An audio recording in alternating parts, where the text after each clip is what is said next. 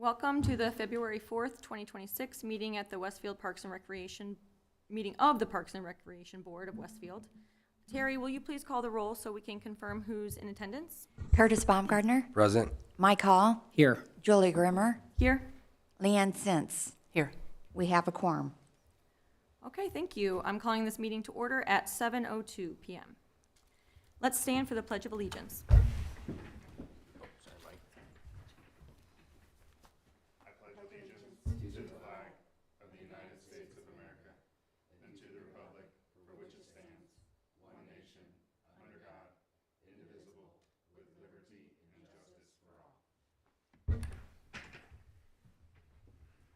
Okay, if we don't have any changes to the agenda, do we have a motion to approve this meeting's agenda as prepared?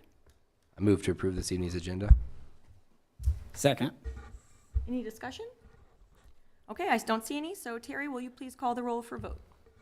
Curtis Baumgardner. Yes. Mike Hall. Yes. Julie Grimmer. Yes. Leanne Sintz. Yes. We have a motion.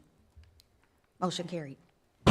Moving on to the public comments portion of the agenda. I don't see anyone here today. Looks like everyone agrees with me on that, so we'll move on to the next part of our agenda, approval of minutes. Looking at the minutes from our last meeting on December 3rd, 2025, is there a motion to either make a change to the minutes or approve them?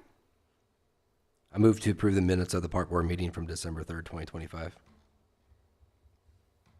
I'll second. Okay, any discussion? I don't see any. Terry, will you please call the roll for vote? Curtis Baumgardner. Yes. Mike Hall. Yes. Julie Grimmer. Yes. Leanne Sintz. Yes. Motion carried. Okay, and we move on to old business. We don't have any items of old business, so moving on further down the line to new business, where we have 4 items to discuss today. First is election of the officers for the board for 2026. Hopefully we'll get this done correctly. But so I'd like to start by opening the floor for nominations for the role of president.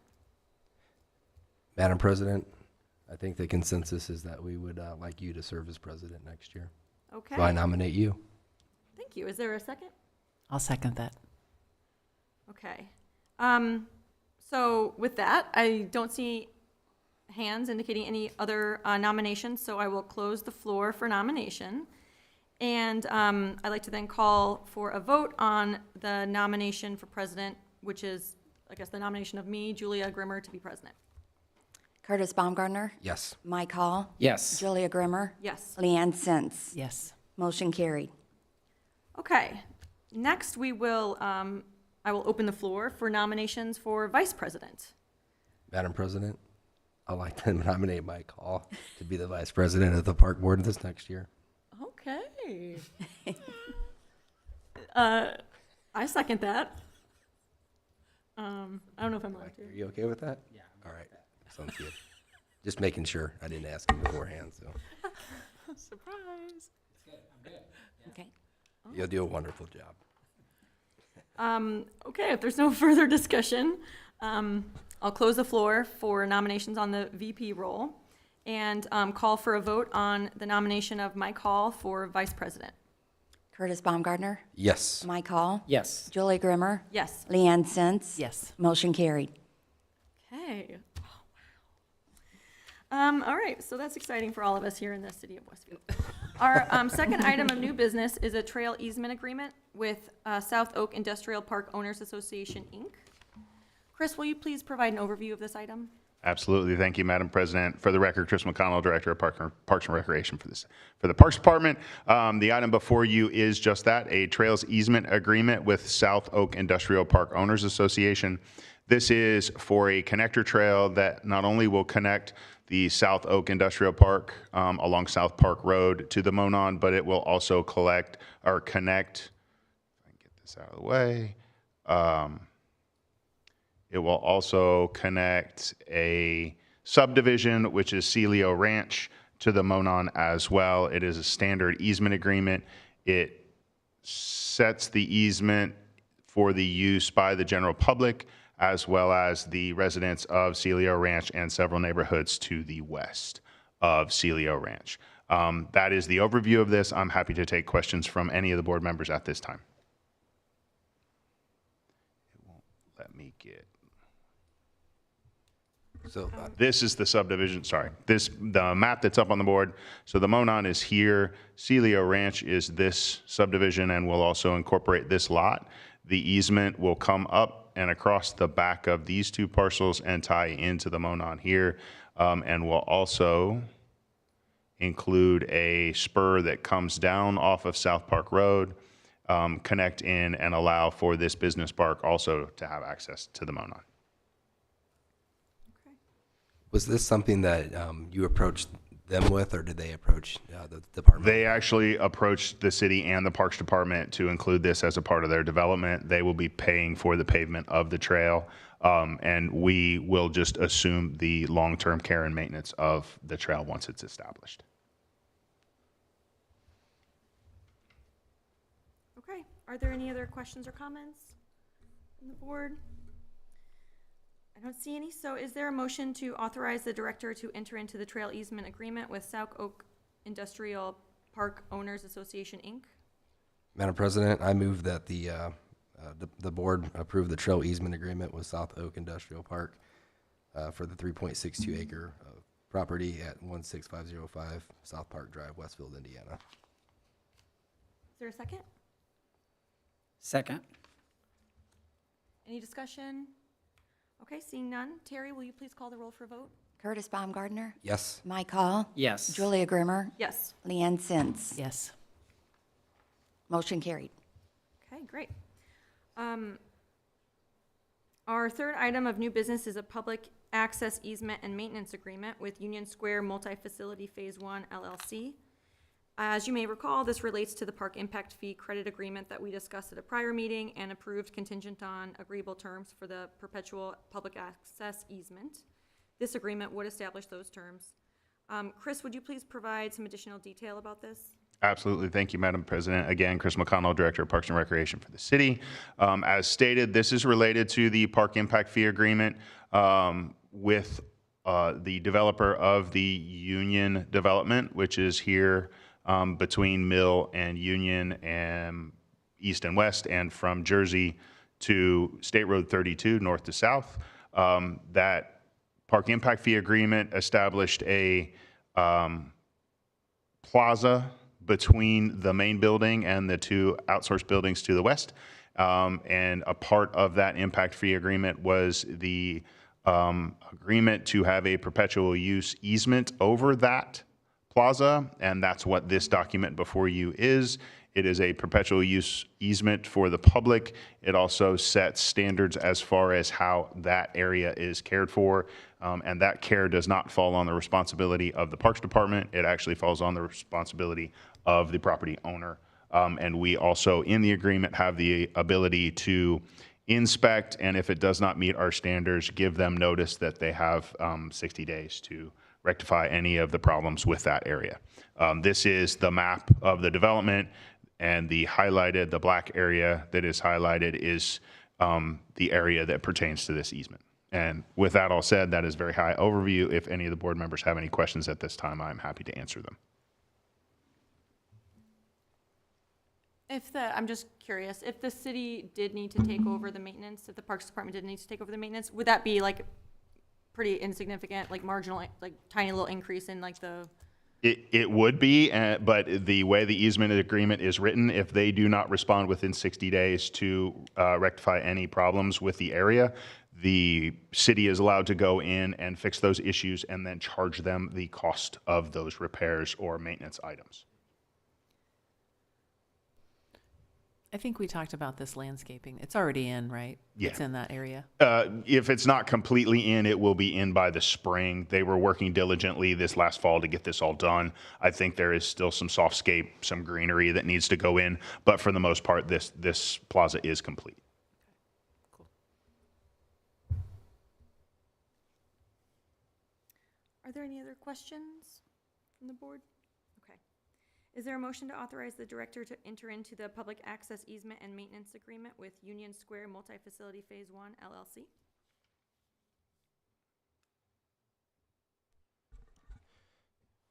I move that we approve the public access, the public access easement and maintenance agreement with Union Square Multifamily Phase LLC.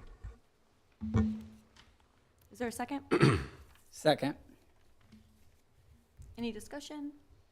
Seeing none, Terry, will you please call the roll for vote? Curtis Baumgartner. Yes. Mike Hall. Yes. Julia Grimmer. Yes. Leanne Sins. Yes. Motion carried. Okay, our final item of new business today is an amendment to the contract for goods and/or services with H&N Outdoor Services, Inc. The amendment accounts for additional high-profile work needed as a result of improvements made since that contract with H&N was executed back in early 2025. Chris, is there anything that you can add to this? Absolutely. Again, thank you, Madam President. Chris McConnell, Director of Parks and Recreation for the city. As stated, this is an amendment or an addendum to the H&N high-profile landscape contract that we signed into. It's a 3-year contract. We signed into this contract at the beginning of last year. The contract is set up to handle all of our high-profile landscape maintenance throughout the city. This addendum is needed to make some adjustments to, as you can tell, services for 6 new roundabouts. Some of those roundabouts are brand new roundabouts. Some of those roundabouts previously had turf in the middle of them and now have landscaping in the middle of them. So the service required for maintaining those is different. Some of the other things, flower bed care occurrences increased from 6 to 12. We learned last year that because of rain and warmth coming early, we're dealing with more weeds on a regular basis. So we upped our weed control in flower beds around all of our buildings, our roundabouts, as well as high-profile parks from 6 to 12. And then there's also been some additional janitorial materials added because as our population grows, we're seeing more and more use of our restrooms and trash cans and those types of things. So they're requiring a little more service. That increase, the total increase to the contract is $40,000, $40,900, raising the total amount of the contract to $513,249.80, and that's paid on a monthly basis for 10 months. That is the overview of the contract. You can see that there is the adjusted spreadsheet and a current spreadsheet, and there also, which is not unfortunately attached to this, there are quotes that pertain to this as well. If the board has any further questions at this time, I am happy to answer those. I don't see any questions, so is there a motion to authorize the director to enter into the amendment to the contract for goods and/or services with H&N Outdoor Services, Inc., dated January 6, 2025, to include the additional work specified for an adjusted annual contract amount of $513,249.80? Madam President, I move to approve the amendment with H&N Outdoor Services LLC in the amount of $40,900, increasing the total contract amount to $513,249.80. Is there a second? I'll second. Any further discussion? I don't see any, so Terry, will you please call the roll? Curtis Baumgartner. Yes. Mike Hall. Yes. Julia Grimmer. Yes. Leanne Sins. Yes. Motion carried. Okay, now proceeding to the director's report. Chris? Thank you, Madam President. Since we last met, have been very busy. One of the biggest things we've been busy with is snow removal and snow control. It's been lots of fun. But my guys are doing a great job of making sure that our trails and our parks are open for use, as always. We had and completed the season to our ice ribbon, and we had a record season as far as attendance and revenue, which is great to hear because we actually lowered the number of skate sessions, and we had to shorten the season by about a week because of the schedule, but we saw more people and we gained more revenue, so it actually was a very successful season. We're in the middle of planning. We have lots of things going on. We're getting ready for our summer market. We're getting ready for our concert series. All of this, the acts have been booked for that concert series. We're also into the fourth week of the winter market, and we're averaging between 800 and 900 people per event at that market, which is really good. We also have won another award. Simon Moon Phase 1 won a Engineers Award and has actually now will qualify for a national award. So we'll see how that plays out. It has also been recommended for, and we have applied for the Governor's Award of Environmental Excellence for that project as well. So we're moving. It's bringing in all sorts of cool things and getting all sorts of cool recognitions which is wonderful. As far as Simon Moon Phase 2, we are still on track, and that project will hopefully wrap up by May of this year. Freedom Trail is moving right along. We'll look to bid that out and have that under construction by June of this year, with completion at least of the pickleball courts by fall, hopefully completion of the restrooms by winter time. And then we have several other projects that will go to construction in that time frame as well, including our Park Street project, which will significantly change the way Park Street looks and also turn it into a pedestrian promenade when we want to shut it down and use it as an event space. That's a very high level overview of what we got going on right now. I am happy to answer any questions that the board might have on anything that I didn't bring to light. For programs and events that generate revenue, do you guys have non-reverting funds set up, or do you? Okay. Yeah, absolutely. We have a non-reverting fund, so any vendor fees or any revenue that is generated in any of our programs, those dollars go into the non-reverting fund and help to pay for that event or that program. And if there are any dollars that are saved or aren't spent, those are used to help garner additional programs or make our programs even better. We also have, in cooperation not only with the Parks Department, but Westfield Welcome and several other city departments, we've engaged some contractors to take a very in-depth look at our sponsorship program. And we have completely revamped that and are working diligently to alleviate some of the stress on the general fund by going more aggressively at community sponsors to help cover the costs of a lot of our events. Also, I'm a little disappointed in you. I would have started off your director's report with, hey, I was the employee of the year in 2025. Why? So Brag about yourself a little bit. I mean, it's phenomenal. Yeah, I saw that. So yes, last week at the Lantern Awards, I was honored by the administration and chosen as the City of Westfield Award of Distinction, which happens to be the Employee of the Year. Yeah, I'm a relatively I appreciate that. I am a relatively humble person. I will say it is an honor, and I am very humbled by that, and it's a pleasure to be able to serve this community and do what I love. But more importantly, the award isn't as rewarding as seeing our community interact at our programs and experience in our parks. That's really why I do this, and so it's probably the reason I don't mention the awards, but I do appreciate I appreciate the honor and your acknowledgement of that honor. Well, that's awesome. A lot of great things. So thank you for that detailed report. If there's no other questions, comments, we'll move on to other business. Does the board have any other items or comments to discuss? I just wanted to thank Caitlin, Danielle, Mayor Willis, anybody who had a hand in either testifying or putting together documentation with regards to HB 1001. I know the city, a lot of municipalities around the state still have some challenges with the bill, but specifically the impact that it would or could potentially have had on park impact fees and the way that we use them in this community would have been felt pretty poorly. So For sure.